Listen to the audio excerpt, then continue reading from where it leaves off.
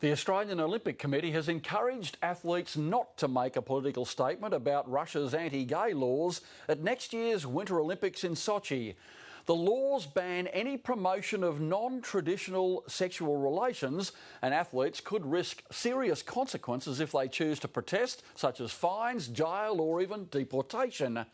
But gay rights groups are pressuring the IOC to take a strong stance. Since Russia passed its so-called anti-gay propaganda law in June, there's been growing backlash from the international community. The law bans any public discussion or display of gay rights and relationships anywhere children might see it, and it's punishable with fines, jail time and deportation. But the AOC says it's confident no athletes will be persecuted at next year's Winter Olympics in Sochi. We have comfort from the IOC that they have assurances from the Russian government at the highest level that the Games will take place without any discrimination for athletes, for fans, for media, anybody attending the Games. While the AOC insists athletes won't be silenced, they are being encouraged not to take a stand. We have a view that the Games are not a place for discrimination. We also have a view that the Games are not a place for protest. That's written into the Olympic Charter, the IOC Charter. So it's very important that athletes go along there and feel that they can compete without any sense of discrimination. Also that we ask them not to become involved in protest. We certainly don't gag athletes. If athletes want to make a comment about this issue, then they're certainly free to do so. Gay rights organisation All Out recently travelled to the IOC's headquarters in Switzerland to deliver a petition with over 300,000 signatures urging action. Right now, holding these Olympics in Sochi with these anti-gay laws on the books is like holding an Olympics in Johannesburg at the height of apartheid. It just flies in the face of what the Olympics are supposed to be about. And the IOC has taken notice of the noise. It's since sought clarification from the Russian government over how the law will be enforced. And the Olympic Charter is very clear. It says that sport is a human right, and it should be available to all regardless of race, sex or sexual orientation. And the Games themselves should be open to all, free of discrimination. So our position is very clear. But as we don't have all full details of a good comprehension of the law, we cannot make any comment on that. It's a great first step. I think we want them to say more. We want to make sure that we don't have an Olympics where these laws are relaxed for 2 weeks and then we go away and they are still in the books. While there have been some calls for a boycott of the Games, most believe it wouldn't be as effective as visibility. I think what's been shown over time that the only people really hurt by boycotts of Olympic Games are athletes themselves. What we've been asking people to do is to speak out, not walk out at Sochi, and we're working on creating ways that athletes can wear their support, everything from a small pin to something more visible, and actually organizing events at the Winter Olympics.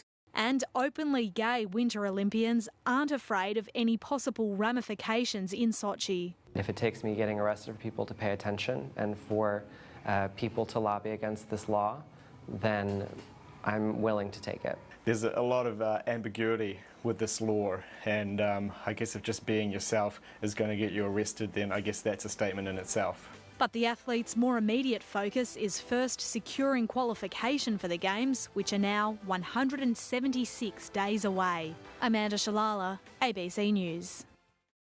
This is certainly a growing story. Upon hearing the news of this discriminatory Russian law, Australian Olympic diver Matthew Mitcham described it as horrific. Mitcham is one of the few Australian sports people to openly declare himself gay. He did that 5 years ago. Matt then achieved Australian sporting immortality with a spine-tingling final dive to take the gold medal in the 10-metre platform in Beijing.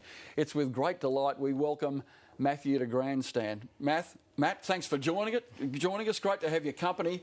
I'm guessing you're not training for the luge or the downhill, but I'm going to ask you to project yourself into perhaps the body of a Winter Olympian. If you were going, what would you do? What would be your response to these draconian laws? Would you play the game or would you be inclined to protest?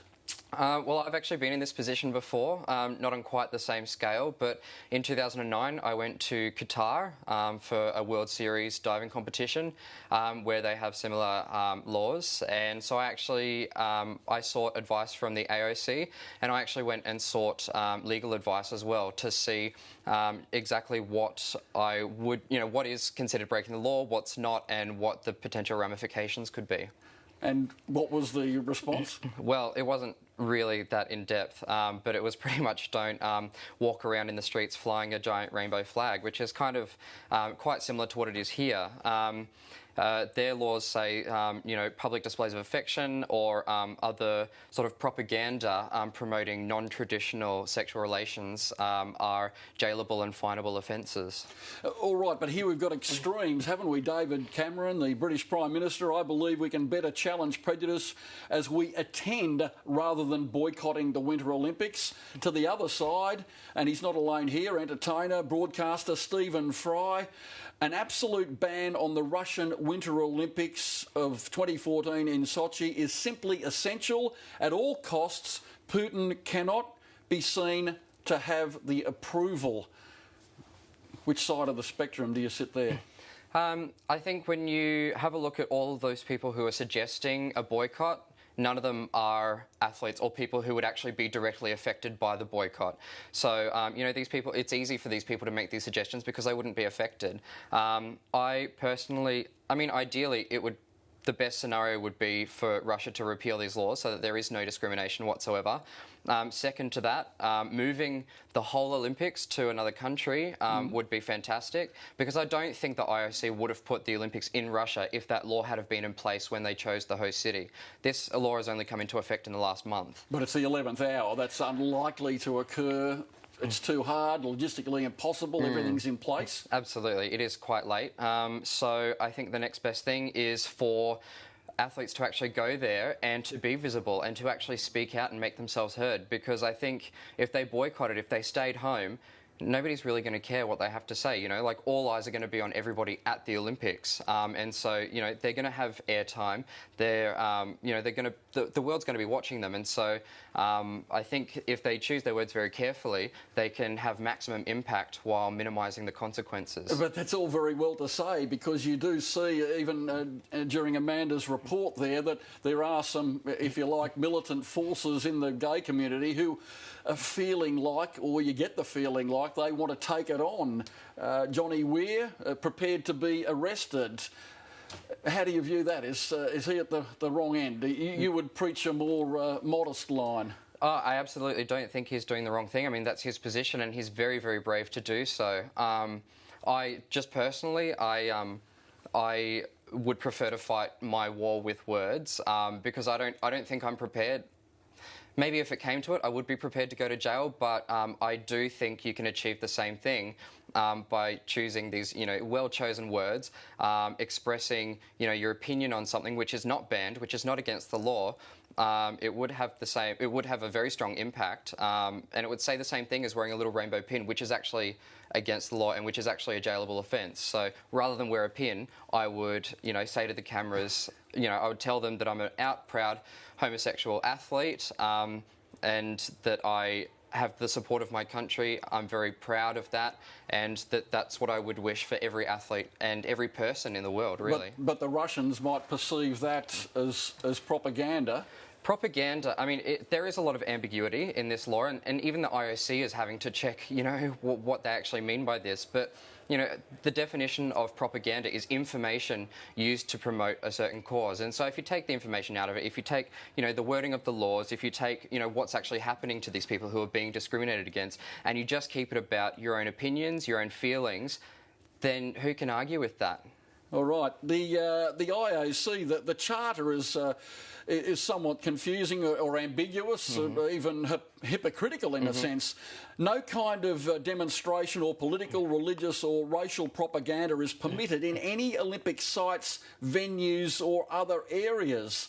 And if you do that from an Olympic perspective, you're likely to be hit on two fronts. So on one hand, the Olympic Charter rails against discrimination of any sort, but if you want to protest against it or make even a minor demonstration anywhere, then you're going to be held to account. Yeah, it's a really hard position to be in, and I think that's the IOC's position to I suppose to control athletes a little bit, because otherwise every athlete would be going there, you know, making their own political statement about, you know, a Coney or you know, Nazism or fascism, you know, whatever their belief might happen to be. Like, it would just turn into an absolute circus. So if you make sure that the athletes, you're taking the political aspect away from the athletes, but making the whole movement about promoting freedom and removing discrimination from sports, then I think that gives the IOC a little bit of control. And so I think that's why they've put that position there. But like you've said, the athletes who are actually being discriminated against don't really have a leg to stand on.